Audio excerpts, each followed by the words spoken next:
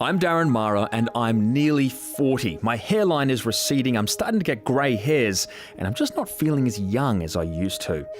I'm kind of freaking out about it. But I'm not the only one. Billions of dollars are spent every year to keep us looking and feeling younger. So for the next 12 weeks, I'm going to put my body and modern science to the test. Using the kinds of treatments available today, I'm going to try to bring an end to aging. All right, Mara, just relax. And it all starts here. Did you get the part where he just about jumped out of the seat? The doctors at Sydney Adventist Hospital are going to help me find out my starting position in this race. Technically, you are still young. You're moving towards that midlife time. That slow move towards midlife is kind of what catalysed all this for me, really, to be honest with you. As a GP, we focus on what we call the modifiable risk factors that we know will help your cells live for a longer period of time. And this is not smoking, lowering your cholesterol, lowering your blood pressure, and having good glucose control. Professor Grant and Dr. Sandrell are submitting me to a battery of tests, basically to find out how old my body really is. Squeeze. So there's a correlation between someone's hand grip strength and longevity. The doctors here will analyse all the results from today and hold on to them until the end of my 12-week longevity experiment. Doc, do you actually think I'm going to be able to slow the ageing process in this time? I don't think you're going to be able to slow the ageing process. I think you'll just be pouring your money down the drain in terms of these therapies. So, let the games begin. Don't let him hit the bench, suck your tummy in. What do you want, morning tea? How many more? Head up. No rest for the wicked. No more cakes for you. Darren, it's all very well to do a grip test with a doctor and a scientist in a white coat. You need to do a grip test on a bar, not on a little plastic toy. You ever seen a 55-year-old scientist with an arm like that? No. The man torturing me right now is Marcus Botte, a personal trainer / life coach. So I broke the world record for 5-metre rope climb in 60 seconds.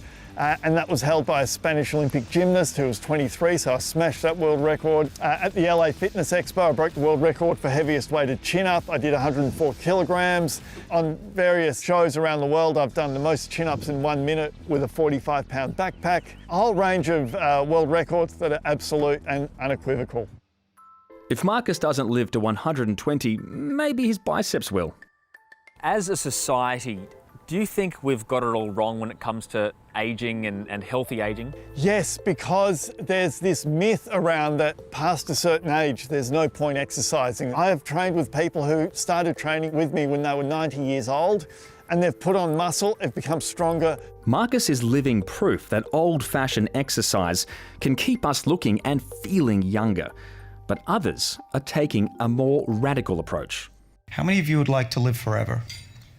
Australian David Sinclair is the global poster boy for the cult of immortality. We could live to 120, maybe longer. We can actually reverse the clock of aging. Sinclair is no crackpot scientist.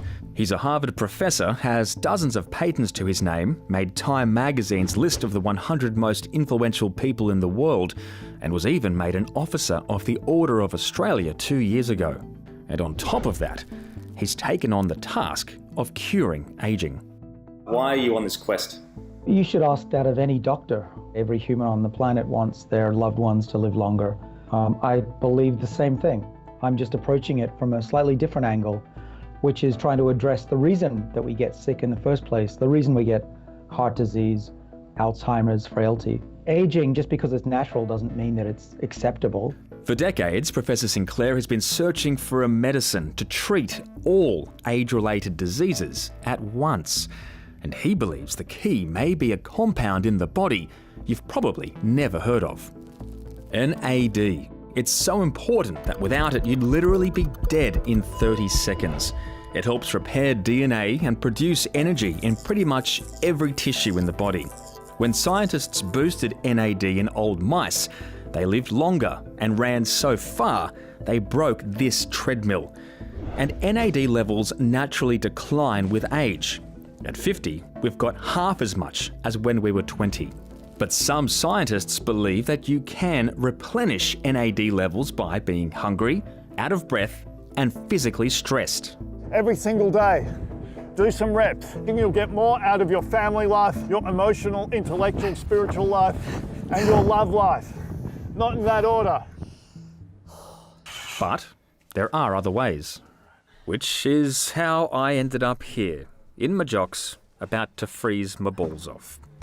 Every time I go in there, I know exactly what it is I'm getting into, and I know that it is a very dangerous thing. But the fact that I can go through that and survive it, and I have been able to every single other time, it's almost like I've just trained my brain just to be like, this is what we're doing now. Lauren is a devotee of the latest fad in anti-aging and wellness, cryotherapy. You have to get moving around.